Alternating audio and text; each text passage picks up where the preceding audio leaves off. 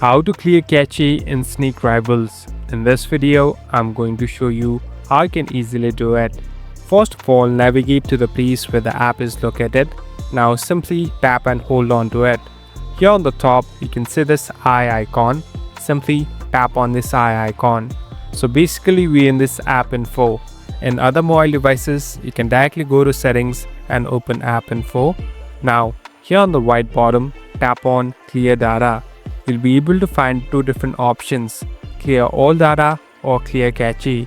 Simply here on clear cache and at last tap on OK. Now all the temporary files will be completely gone. Now you can simply go back and restart your app. So there won't be any lags and you can easily start the gameplay. Thank you for watching this video. I hope this video will help you.